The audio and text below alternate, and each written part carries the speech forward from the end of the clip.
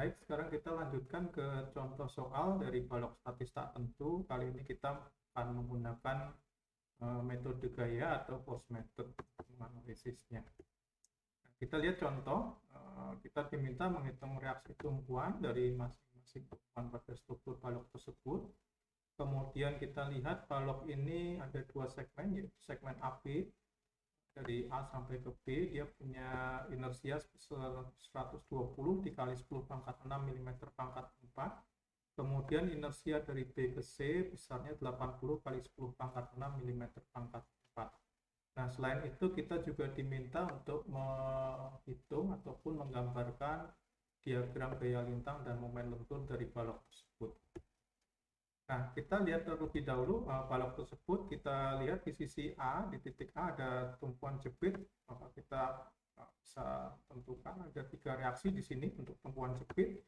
Reaksi horizontal, reaksi vertikal, serta ada reaksi momen. Di tumpuan A ada 3 reaksi, kemudian di tumpuan C ada 1, sehingga total jumlah reaksi kita ada 4. Jumlah variabel kita ada 4. Sedangkan persamaan keseimbangan kita ada 3, ya, sigma horizontal 0, sigma vertikal 0, dan sigma momen 0. Sehingga ada kelebihan reaksi tumpuan sebesar 1. Kita punya satu reaksi redundant. Nah, kita bisa mengurangi ataupun menghilangkan reaksi lebih tersebut. Nah, dalam kasus contoh ini saya akan menghilangkan reaksi di tumpuan C. Nah, sehingga balok akan menjadi begini, tumpuan C menjadi tumpuan bebas di sini. Artinya apabila di C tidak ada tumpuan, maka titik C akan mengalami lendutan. Di sini lendutan tersebut besarnya adalah delta C. Nah, kemudian untuk menggantikan reaksi tersebut, kita berikan gaya satu satuan di titik C, ya, sehingga menghasilkan lendutan FCC kecil. Ya, jadi kalau ini satu satuan besarnya gaya di titik C, maka lendutan yang terjadi adalah F kecil CC. Nah, sehingga kalau reaksi tumpuan di C itu kita notasikan sebagai PC, ya, maka kita bisa tentukan lendutan di titik C ini besarnya adalah delta aksen CC yang sama dengan FCC. Ini kalau reaksinya hanya satu satuan.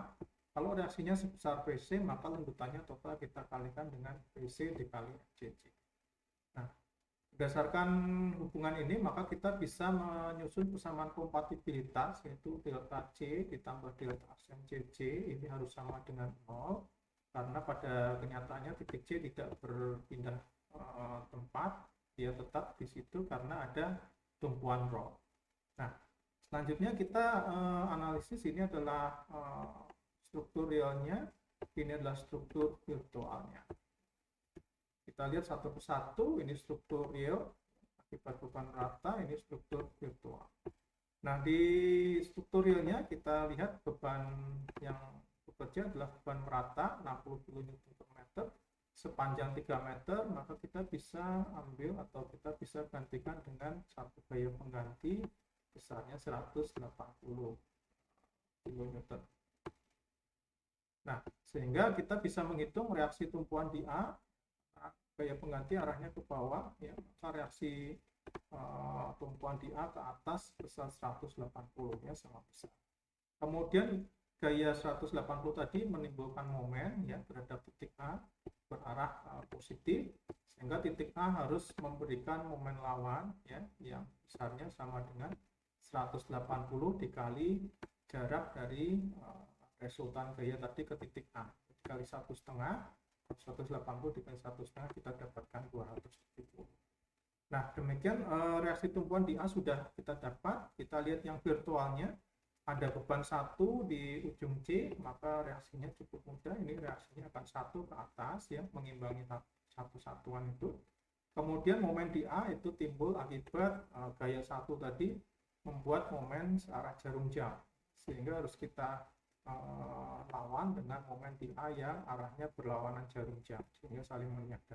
Besarnya berapa? Besarnya sama dengan 1 kN dikali jaraknya adalah 6 meter, ya, sehingga di sini muncul momen minus 6 kN meter.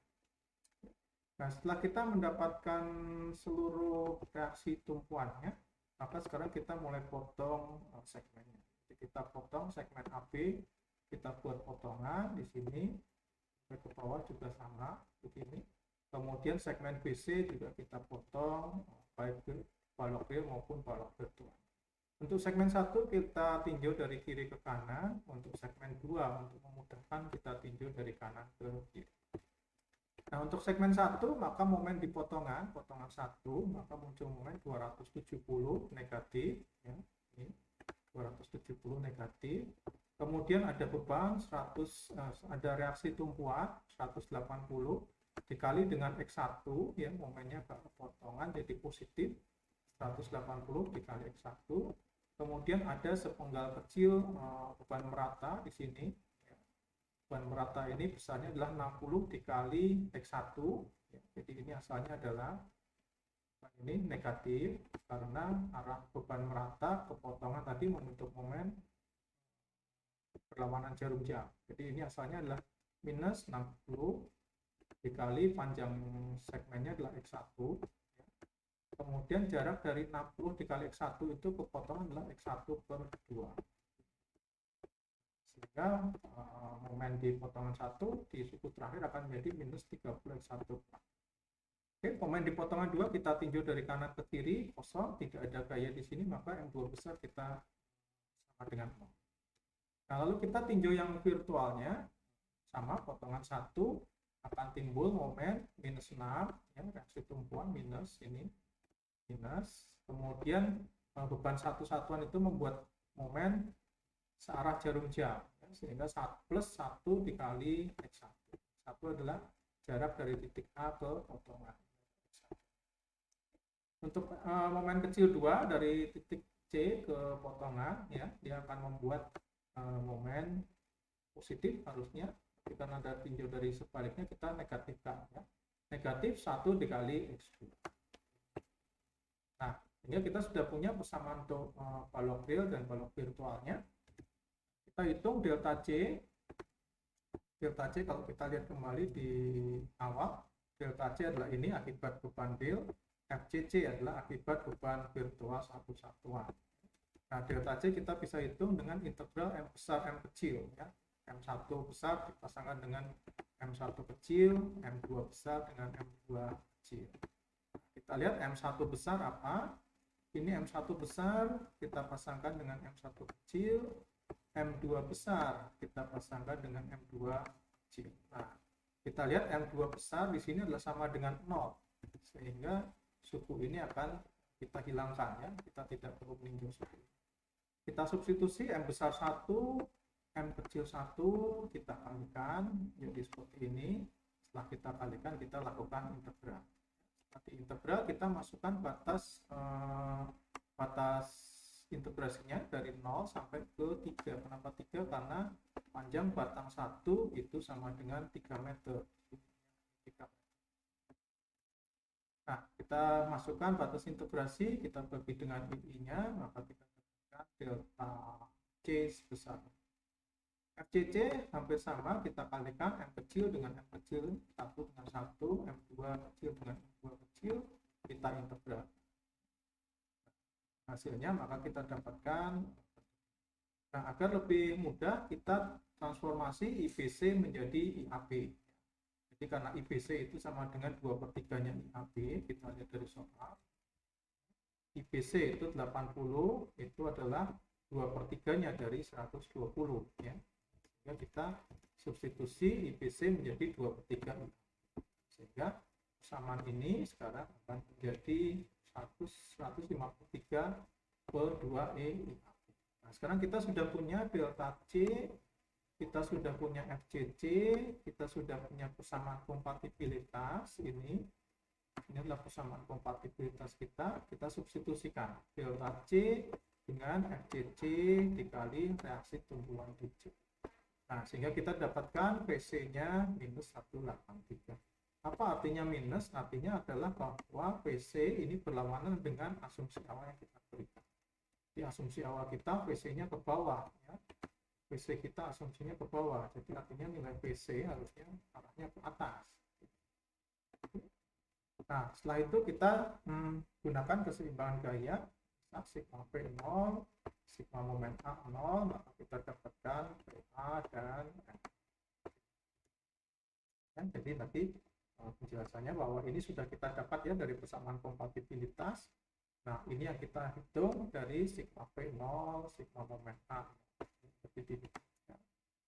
Nah, setelah kita dapatkan seluruh reaksi, maka dengan mudah kita gambarkan SFD-nya, kemudian bending moment. Untuk SFD nilai positif biasanya kita taruh di atas, untuk BMD nilai ya, biasanya negatif kita taruh atasnya. Ini seperti itu, sama. Nah, kemudian dalam menggambar BMD biasanya kita harus tahu momen maksimum yang terjadi. Momen maksimum itu kuncinya terjadi pada saat bidang SFD-nya sama dengan 0. Nah, kapan SFD-nya sama dengan 0? Nah, yang kita cari ya, kapan SFD ini 0. Bisa pakai perbandingan segitiga. Kita tahu nilai ini, ya, nilai ini kita tahu, maka kita bisa gunakan perbandingan segitiga besar dengan segitiga kecil. Ya. Kalau mau dicari dari rumus berarti kapan ini 0 SFD? SFD di segmen AB itu sama dengan PA ya, dikurangi 60 kali ini kita sama dengan kan 0, maka kita akan dapat X ini. Ini kan persamaan SFD ya, ini SFD untuk segmen dari A sampai B. Jadi kita substitusi nilai PA nya, ada angka PA 60 adalah beban meratanya, maka kita dapatkan jarak di mana SFD-nya. Demikian contoh yang pertama, semoga dapat dipahami dengan baik.